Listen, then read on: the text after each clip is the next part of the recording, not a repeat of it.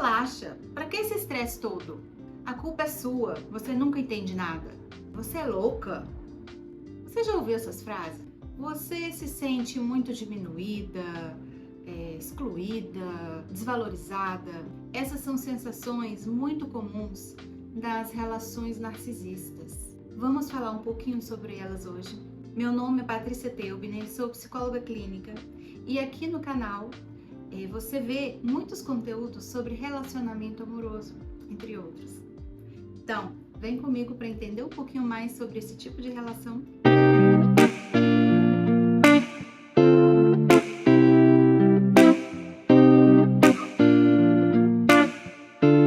Falando em relacionamento narcisista, nós temos um conjunto de características bem específicas que nós vemos em alguém que possivelmente possui um transtorno narcisista. Essas características, elas dependem muito da intensidade e da frequência. Por quê? Todos nós temos essas características. Em algum momento específico, a gente às vezes tem comportamentos egoístas, às vezes a gente quer ser reconhecido por algo que a gente fez, ou não é tão empático assim, tá? E isso é normal. Então, não é para sair por aí diagnosticando todo mundo, olha, fulano é narcisista. Será que eu sou narcisista? Meu companheiro é narcisista. Não é isso, tá, gente? Então, todos nós podemos apresentar algumas dessas características narcisistas. Mas o que vai distinguir, então, a gente de uma pessoa que tem o transtorno narcisista?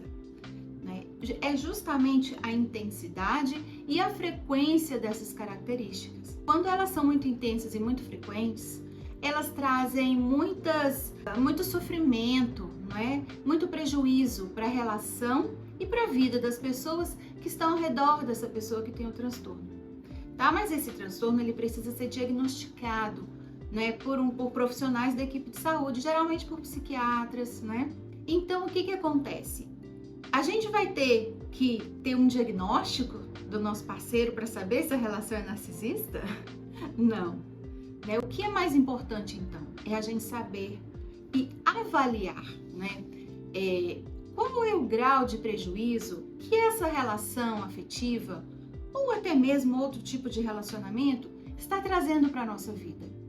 É esse o principal ponto e é isso que eu queria que vocês se questionassem aí. Então, essas características que estão apresentando nos relacionamentos e que essa pessoa que tem essas características fortes, ela pode ser um parceiro afetivo, ela pode ser uma relação entre pais e filhos, ela pode ser com amigos, ela pode ser no trabalho, enfim. O importante é estar atento a isso. O transtorno narcisista, ele é uma desordem da personalidade, É uma maneira de funcionar dessa pessoa e que ela não consegue não ser assim, Então, o narcisista, ele, por exemplo, ele não tem empatia, Ele não consegue se colocar no lugar do outro e pensar, nesse que o outro pode estar sofrendo, satisfazer a necessidade do outro e abrir mão da sua. Ele não vai conseguir ter muito essa empatia. Então, o que acontece? Ele não consegue ter aquele equilíbrio. Ele vai sempre querer privilegiar, as suas necessidades, os seus desejos. E isso ele vai fazer sempre, ao contrário das outras pessoas, que às vezes a gente até tem um comportamento outro mais egoísta, mas o narcisista não. Ele não vai conseguir funcionar diferente. Então, ao passo que as outras pessoas que não têm o transtorno conseguem, elas acabam tendo esse comportamento. Às vezes, o narcisista ele vai ter sempre. Ele vai ter esses comportamentos narcisistas com muita frequência e com uma intensidade muito grande. São comportamentos que fazem parte dele, da maneira de funcionar. Então, por isso que a intensidade é muito grande e os prejuízos também são. No início, pode ser muito sedutor ter um relacionamento com uma pessoa narcisista, porque elas são muito aventureiras, encantadoras, envolventes, mas com o tempo elas vão se mostrando controladoras, vão mostrando o seu lado manipulador, E aí tem algumas características que são marcantes, que são muito comuns. Então, essas pessoas, elas costumam exigir muita atenção, exigir muitos privilégios, né? Sentem-se muito superiores aos outros. Tem muitos pensamentos assim de grandiosidade, de pensar muito alto, realmente de ocupar um lugar de destaque. Então, elas exigem muito, mas não dão muito em troca, né? Tem muito essa coisa de controlar o outro, de exigir, mas ao mesmo tempo não dão, né, essa contrapartida para o outro. Justamente por isso, acham que são muito invejados, né? Porque são superiores, são melhores, né? Merecem muito mais atenção, privilégios. Então eles se sentem, acham que são muito invejados pelos outros e sentem muita inveja também, né? Acham que são dignos de muito mais atenção e exigem muita atenção. E não dão muita atenção para quem está do lado e não se preocupam muito também em satisfazer as necessidades dos outros, né? Mas são capazes de fazer o que for preciso para conseguir o que querem, né? E muitas vezes até dissimular, sim, que amam ou fazer o que precisam fazer, né, para conseguir o que querem. Então querem dedicação exclusiva, muita dedicação dos outros, mas não se dedicam tanto. E acabam criticando demais, né? Muito.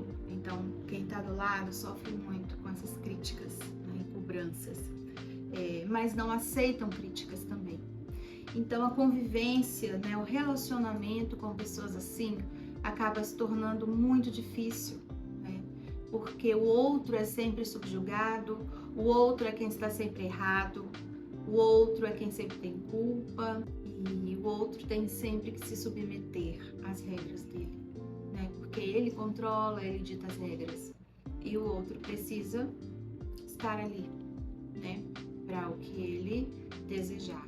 Então, é claro que tudo isso é feito com muita manipulação, com muita lábia. E geralmente as pessoas, né, narcisistas, elas escolhem as pessoas mais frágeis emocionalmente, psicologicamente, para que elas consigam dominar, para que elas consigam controlar, para que elas consigam ter essa influência, né? E fazer com que elas se sintam culpadas muitas vezes por coisas que elas nem têm culpa, né? Fazer até com que elas se desculpem por coisas que não têm culpa. Então, é uma relação muito sofrida, é uma relação adoecida, né? Porque esse outro acaba sofrendo demais, acaba se despersonalizando, acaba deixando, né, de viver a sua própria vida e ainda se sentindo culpado, se sentindo mal, se sentindo infeliz, insuficiente. E é uma relação muito, muito difícil. Então, esse parceiro acaba tendo que se esforçar demais, perdoar, abrir mão de muita coisa. É adoecedor, né? Porque esse parceiro narcisista, né? Essa pessoa narcisista, ela não vai reconhecer que precisa de ajuda, ela não vai procurar ajuda pelo transtorno, né? Tudo isso pode levar à depressão, à ansiedade, a outros adoecimentos, né? Tanto do próprio parceiro narcisista quanto da outra pessoa. Mas a questão é se perguntar: será que você vive um relacionamento assim? Por quê? Né? Se o relacionamento não está bom, o que te prende a ele? Ou melhor, né? Muitas pessoas ainda tentam se convencer de que o relacionamento está bom, de que o parceiro é dedicado, né? Porque essa é muita impressão, é a impressão que muitos têm, né? De que o parceiro é dedicado, que o parceiro é amoroso, que está ali dando o seu máximo. Mas se o parceiro é tão bom, por que você se sente tão mal? Se a relação está bem, por que você se sente tão mal? Pense nisso, reflita e, se for preciso, procure ajuda para entender melhor tudo o que está acontecendo com você. Porque sofrer em um relacionamento, sofrer, é claro, faz parte, mas o sofrimento constante que nunca acaba não faz bem e não é normal, né? Relacionamentos existem para a gente ser feliz, apesar dos impasses, mas se precisar, procure ajuda para viver bem, para viver uma vida de qualidade e construir relações que realmente valem a pena. Música